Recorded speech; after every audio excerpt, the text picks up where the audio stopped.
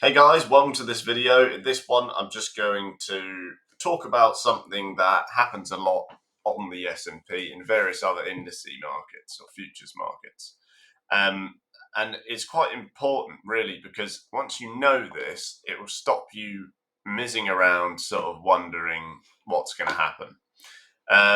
So if I swap to my hourly, for example, or probably even better, my 4 hour, you can see, and a lot of you guys who follow me, you will very well know I'm not a pattern trader. I don't do the whole pattern thing. I mean, this isn't really a pattern as such, or I don't call it a pattern. What this is a diminishing range of buyers and sellers. Okay, you can see the price is getting tighter and tighter. Now, it's more relevant if you start this from here. Okay, and the reason why that is because you can see that you're getting a tighter and tighter and tighter market. Now, there's two types of trader who trade this. Some wait for this, some wait for that. Now, both of those approaches are fictional approaches, okay? They're made up. All you want to do, really, you're not looking for it to break out and then get short. That is the worst thing you could possibly do. Don't sell there. Don't buy up here, okay? What you're looking for is something like this. If I swap my chart to the daily, I know that if I look lower down here, I've got price action levels over there. And I know if I look up top, I've also got PA levels, okay?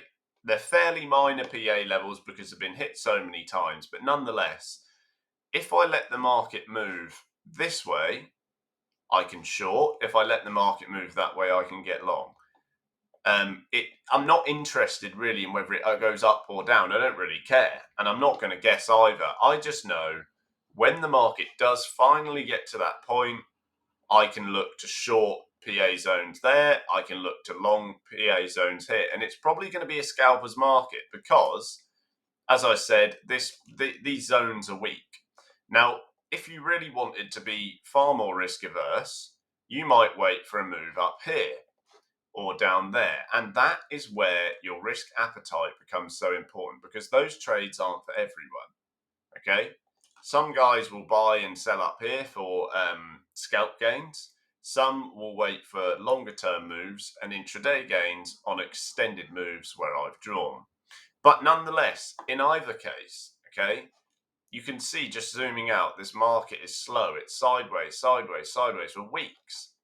And eventually, you get these little jitters to the side and then you get a move up or down. And you can see just here, the move is very forceful down. And then you've got a similar thing we're seeing now where the move comes up. This eventually is going to do one of those things.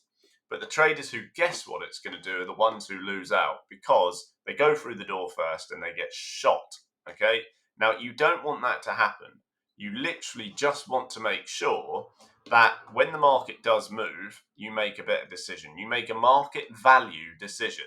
Okay? That's all you need to do. Take a market value decision and you will remain profitable. Because if you're buying after the price has come out and you're a breakout trader, you're selling after it's gone down and you're a breakout trader, in either case, you're going to find that you're just running too much risk. So let the market do its thing, let it move. Now, those PA levels I discussed, if you go onto your daily chart and we just reset the whole view, in fact, you're probably better for your weekly to see historic PA zones. As I said, up here is going to constitute short, down here is going to give you longs. And it's just because if you read back over the spectrum of price, you can see that that has been a historic level. And then you need to proportion your risk so that you're comfortable. If the price does go high, you can handle it. If it goes lower, you can handle it. And your drawdown is in check either way. But you're probably going to be taking early exits nearer the midline of that channel I've drawn in either case, because that is where the exit PA lies on the flip side of your trade, whether it was a short down, okay, like this, or it was a long up. But I wouldn't be surprised at all if you do get either up here, okay, I'd say it's slightly less likely, or you go down here. And in either case, we can reapproach this. But Those nearer term moves are for scalpers. If you're risk averse, you are going to be looking at those levels I just drew. Okay, you're going to be looking to short much higher up, around probably around here quite likely, and the same to the long side because you've had that previous hit. So that is the direction that we're looking at on the S&P. As always, if you want to get on board, change your trading today with myself. I'm going to do a stream in a minute, but it's $1 to get started. Go under this video, click the link. I'll see you there. Thanks for watching, guys. See you soon.